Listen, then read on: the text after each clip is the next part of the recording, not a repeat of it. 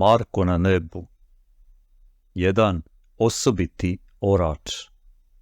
Aleksandra Bajić. Poput srpske epske narodne pesme Oranje Marka Kraljevića, postoje i dve veoma slične pesme u bugarskom narodnom literarnom stvaralaštvu. Postoje i u hrvatskom. Tema je opšta, balkanska, sa sasvim malim lokalnim varijacijama. Sa ovom pesmom nisu čista posla. Marko Mrnjavčević je vladar, ratnik. Koliko god mala teritorija njegovog kraljevstva bila, on sigurno nije orao. Orali su njegovi podanici. Pritom, pesma je neočekivano kratka, ima samo 30 stihova, baš približno broju dana u jednom mesecu, ili bar gotovo tačno broju dana u jednom sinodičkom mesečevom ciklusu koji traje 29,5 dana. Sada ćemo još malo da ispitamo sopstvenu hipotezu da Marko Kraljević predstavlja narodno sećanje na jedno nebesko božanstvo, Peruna Gromovnika. Perunu, kao gromovniku, također nikako ne dolikuje oranje. On vlada nižim nebom i oblacima. Valjda zato Marko i ne oreo zemlju, jer zemlja nije njegovo vlasništvo. On ore drumove. Jedini drum na nebu koji bi on eventualno mogao da ore je Mlečni put. Onaj kojim je posuta slama, koji je kum ukrao od kuma, pa se drugačije zove kumova slama. Makedonski istraživač Đorđe Cenev je 2004. godine sproveo veliko istraživanje astronomskih znanja makedonskih seljaka. Anketirao je 1300 starijih stanovnika makedonskih sela i saznao da su oni poznavali na zimskom nebu sazvežđe zvano Orač, koji je deo astronomskog sazvežđa Oriona. Identifikovao ga je kao veoma sjajnu zvezdu Betelgez sa još nekoliko manje sjajnih zvezda u okolini.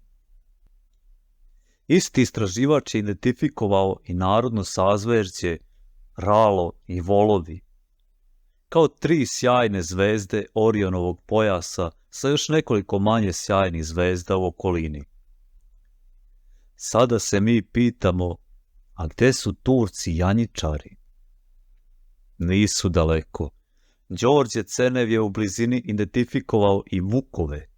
Jednog vuka su makedonski seljaci pokazali kao veoma sjajnu zvezdu Sirius, astronomsko sazvežđe Canis Major, a drugog kao Procyon, astronomsko sazvežđe Canis Minor.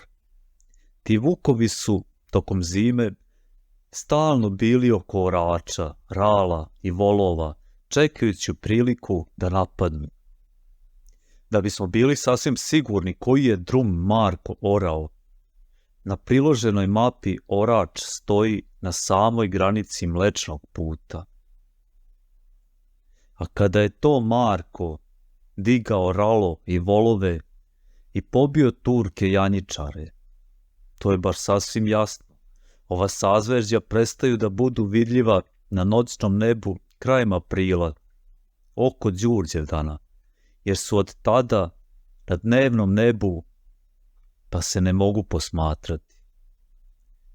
Marko je digao Ralo i Volove sa neba i oni se više ne vide, pobio vukove, Turke, janjičare, čime je i njih sklonio sa neba pa se više ne vide. Ova priča je dobro podržana i iz istraživanja srpskog folklora. Tokom zime postoji nekoliko narodnih praznika posvećenih vukovima, kojima se prinose i žrtve. Serija zimskih vučjih praznika počinje od praznika vavedenja, koji Bugari nazivaju Vučijom Bogorodicom, a završavaju se oko Svetog Save, kome narod također daje određene kompetencije u vezi vlasti nad vukovima, i Svetog Trifuna. Za te praznike su vezane brojne zabrane i obredne radnje. Vukovi se pominju i u nekoliko lirskih narodnih pesama. Orač je također opevan u narodnim pesmama.